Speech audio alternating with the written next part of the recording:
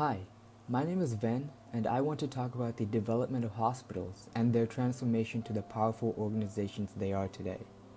In modern times, hospitals are regarded as valuable and respectable scientific institutions. When most people think of hospitals, they have a sense of admiration and they picture an incredibly organized and trustworthy source of therapy and treatment. However, this attitude was not always present, and in the past, hospitals and hospital workers were often looked down upon. From the pre-industrial age, hospitals were primarily religious and charitable establishments that simply tended to the sick. They did not have the scientific or medical presence they do now. People considered hospitals to be locations of filth and contamination because they were mainly used by the poor and homeless.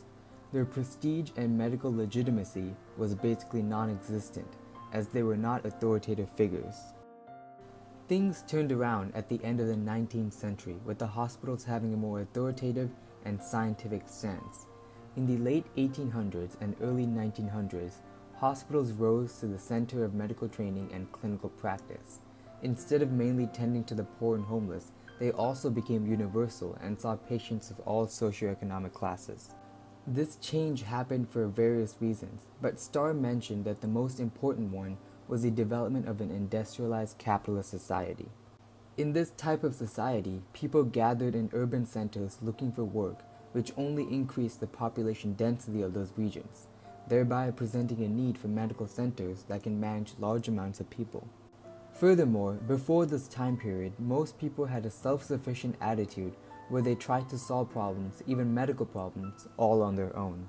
However, in this new industrial society, people recognized the efficiency and productivity of specialization and tended to trust authoritative figures more. This is when the importance and prestige of professionals such as clinically trained physicians started to rise rapidly. This shift in thinking also pushed the demand for hospitals up. Another important reason is the development of scientific knowledge, such as the discovery of germ theory. Incorporating this knowledge into medicine helped improve the legitimacy of both physicians and hospitals. This was the beginning of the scientific redefinition of hospitals. Another key component of this transformation of hospitals was the shift from charities to business establishments that actually charged their patients for service. This was a vital development that profoundly changed everything. The late 1800s was a period of economic and industrial growth with an emphasis on business. As hospitals became business ventures and focused more on active treatment, they changed their attitude from benevolence to professionalism with more power given to the physicians. This again increased the legitimacy of the hospitals as people started to trust professionals more. This attitude also changed the internal structure of the hospital. Hospitals used to have a more familial structure, but with the steady spread of the industrial mindset, they became far more bureaucratic.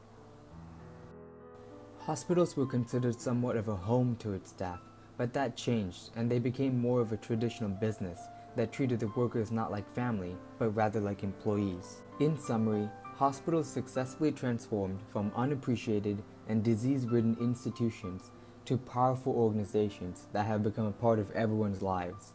The shift in attitude in the late 1800s played a large role in facilitating this transformation.